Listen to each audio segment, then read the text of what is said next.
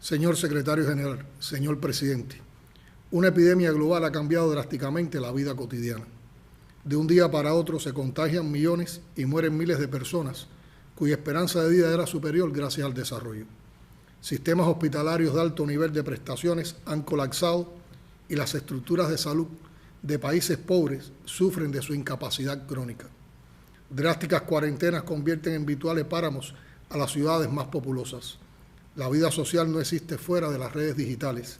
Teatros, discotecas, galerías, incluso escuelas son clausurados o redimensionados. Nuestras fronteras se han cerrado, nuestras economías se contraen, nuestras reservas se agotan. La vida sufre radical rediseño de costumbres ancestrales y la incertidumbre desplaza a la certeza. Hasta los mejores amigos se desconocen bajo las mascarillas que nos salvan del contagio. Todo cambia. Tanto como la solución a la pandemia, urge ya la democratización de esta indispensable organización para que responda de manera efectiva a las necesidades y aspiraciones de todos los pueblos. El anhelado derecho a la humanidad a vivir en paz y seguridad, con justicia y libertad, base de la unión de las naciones, es constantemente amenazado. Más de 1,9 billones de dólares se dilapidan hoy en una insensata carrera armamentista sustentada en la política agresiva y guerrerista del imperio, cuyo máximo exponente es el actual gobierno de Estados Unidos, responsable del 38% del gasto militar global. Hablamos de un régimen marcadamente agresivo y moralmente corrupto, que desprecia y ataca el multilateralismo, emplea el chantaje financiero en su relación con las agencias del sistema de Naciones Unidas y con una prepotencia nunca antes vista se retira de la Organización Mundial de la Salud, de la UNESCO y del Consejo de Derechos Humanos. Paradójicamente, el país que aloja la sede de la ONU también se aparta de tratados internacionales fundamentales como el Acuerdo de París sobre Cambio Climático, repudia el consensuado acuerdo nuclear con Irán, impulsa guerras comerciales, pone fin a su compromiso con instrumentos internacionales de control en la esfera del desarme, militariza el ciberespacio, multiplica la coerción y las sanciones unilaterales contra aquellos que no se pliegan a sus designios y patrocina el derrocamiento por la fuerza de gobiernos soberanos mediante métodos de guerra no convencional. En esa línea de comportamiento, divorciada de los viejos principios de la coexistencia pacífica y del respeto al derecho ajeno a la autodeterminación como garante de la paz, el gobierno presidido por Donald Trump además manipula con fines subversivos la cooperación en el ámbito de la democracia y los derechos humanos, mientras en su propio territorio proliferan prácticamente sin control las expresiones de odio, racismo, brutalidad policial y las irregularidades del sistema electoral y el derecho al voto de los ciudadanos. Urge reformar las Naciones Unidas. Esta poderosa organización, que emergió del millonario costo de vidas de 2 guerras mundiales y como resultado de la comprensión universal de la importancia del diálogo, la negociación, la cooperación y la legalidad internacional, no puede demorar más su actualización y su democratización. El mundo actual necesita tanto de la ONU como aquel en el cual nació. Algo muy especial y profundo ha fallado cuando se asiste de modo cotidiano y permanente a la violación de los principios de la Carta de la ONU y cuando es cada vez más frecuente el uso o amenaza del uso de la fuerza en las relaciones internacionales. No hay modo de sostener por más tiempo, como algo natural e inamovible, un orden internacional desigual, injusto y antidemocrático, que antepone el egoísmo a la solidaridad y los intereses mezquinos de una minoría poderosa a las legítimas aspiraciones de millones de personas. A pesar de las insatisfacciones y las demandas de transformación que junto a otros estados y a millones de ciudadanos del mundo pedimos a las Naciones Unidas, la Revolución Cubana defenderá siempre la existencia del organismo al que debemos el poco pero imprescindible multilateralismo que sobrevive a la prepotencia imperial. Más de una vez, ante este mismo foro, Cuba ha reiterado su voluntad de cooperar con la democratización de la ONU y con la defensa de la cooperación internacional que solo ella puede salvar. Como dijo el primer secretario del Partido Comunista de Cuba, general de ejército Raúl Castro Ruz, y cito: podrá contar siempre la comunidad internacional con la sincera voz de Cuba frente a la injusticia, la desigualdad, el subdesarrollo, la discriminación y la manipulación, y por el establecimiento de un orden internacional más justo y equitativo en cuyo centro se ubique realmente el ser humano, su dignidad y bienestar. Fin de la cita.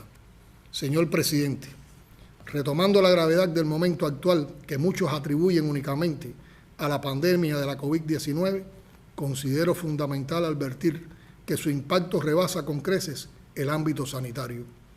Por sus nefastas secuelas, la impresionante cantidad de muertes, el daño a la economía mundial y el deterioro de los niveles de desarrollo social, la expansión de la epidemia en los últimos meses angustia y desespera a líderes y ciudadanos de prácticamente todas las naciones. Pero la crisis multidimensional que ha desatado demuestra claramente el profundo error de las políticas deshumanizadas impuestas a ultranzas por la dictadura del mercado.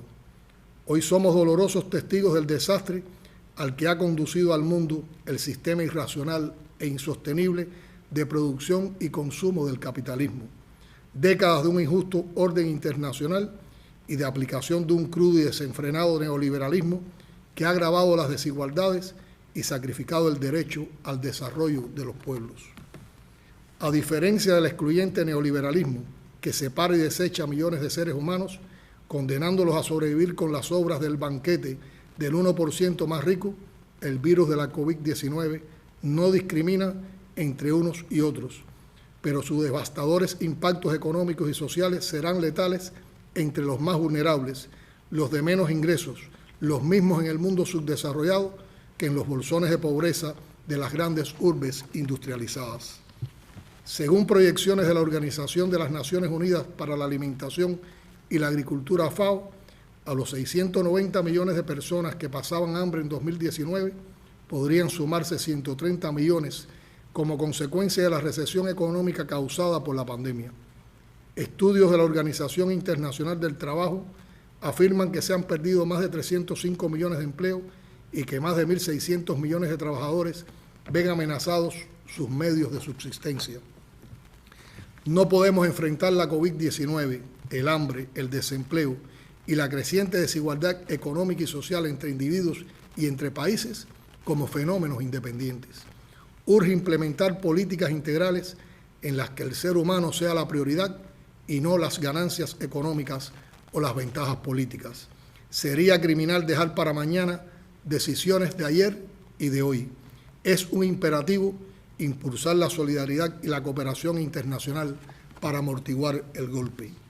Solo las Naciones Unidas, con su membresía universal, tiene la autoridad y el alcance necesarios para retomar la justa pelea por eliminar la impagable deuda externa que, agravada por los efectos socioeconómicos de la pandemia, atenta contra la sobrevivencia de los pueblos del sur. Señor presidente, la aparición del SARS-CoV-2 y los primeros indicios de que amenazaba con provocar una pandemia no tomaron a Cuba desprevenida. Con la experiencia de décadas de enfrentamiento a epidemias terribles, algunas de ellas deliberadamente introducidas como parte de la guerra permanente contra nuestro proyecto político, se pusieron en práctica de manera inmediata un grupo de medidas sustentadas en nuestras capacidades y fortalezas fundamentales. Un Estado socialista organizado, responsable de velar por la salud de sus ciudadanos, con capital humano altamente calificado y una sociedad con elevado grado de participación popular en la adopción de decisiones y en la solución de sus problemas. La aplicación de esas medidas, junto al conocimiento acumulado en más de 60 años de ingentes esfuerzos para crear y fortalecer un sistema de salud de calidad y alcance universal, así como la investigación y el desarrollo científicos, ha permitido no solo preservar el derecho a la salud de todos los ciudadanos, sin excepción, sino enfrentar la pandemia en mejores condiciones. Lo hemos logrado pese a las duras restricciones del prolongado bloqueo económico, comercial y financiero impuesto por el gobierno de Estados Unidos, recrudecido brutalmente en los 2 últimos años, incluso en tiempos de pandemia, como prueba de que ese es el componente esencial de su política de hostilidad hacia Cuba. La agresividad del bloqueo ha escalado a un nivel cualitativamente nuevo que refuerza su condición de impedimento real y determinante para el manejo de la economía y el desarrollo de nuestro país. El gobierno estadounidense ha intensificado especialmente la persecución de las transacciones financieras de Cuba y desde 2019 adopta medidas violatorias del derecho internacional para privar al pueblo cubano de la posibilidad de adquirir el combustible que requiere en su quehacer cotidiano y para su desarrollo. Con el fin de dañar y demonizar la revolución cubana y a otros que califica como adversarios, Estados Unidos publica listas espurias carentes de legitimidad con las que se arroga el derecho de imponer al mundo medidas coercitivas unilaterales y calificaciones infundadas. No pasa una semana sin que ese gobierno emita declaraciones contra Cuba o imponga nuevas restricciones. Sin embargo, resulta paradójico que haya rehusado a calificar como terrorista el ataque perpetrado contra la Embajada de Cuba en Washington el 30 de abril de 2020, cuando un individuo armado con un fusil de asalto disparó más de 30 cartuchos contra la sede diplomática y confesó después su intención de matar. Denunciamos la doble moral del gobierno estadounidense en la lucha contra el terrorismo y exigimos que se condene públicamente este brutal ataque. Reclamamos que cesen la hostilidad y la campaña difamatoria contra la labor altruista de la Cooperación Médica Internacional de Cuba, que con elevado prestigio y resultados verificables ha contribuido a salvar cientos de vidas y a reducir el impacto de la enfermedad en diversas latitudes. Personalidades internacionales y organizaciones sociales de notable prestigio han reconocido la labor humanista desplegada por la Brigada Internacional Médica especializada en situaciones de desastre y graves epidemias, Henry Reef, abogando por que le sea concedido el Premio Nobel de la Paz. Mientras, el gobierno de Estados Unidos ignora el llamado a unar esfuerzos en el combate a la pandemia y se retira de la OMS. Cuba, en respuesta a solicitudes recibidas y guiadas por la profunda vocación solidaria y humanista de su pueblo, refuerza su cooperación con el envío de más de 3.700 colaboradores organizados en 46 brigadas médicas a 39 países y territorios afectados por la COVID-19. En este sentido, condenamos el chantaje gangsteril con que Estados Unidos ha presionado a la Organización Panamericana de la Salud con el propósito de utilizar ese organismo regional como instrumento de su enfermiza agresión contra nuestro país.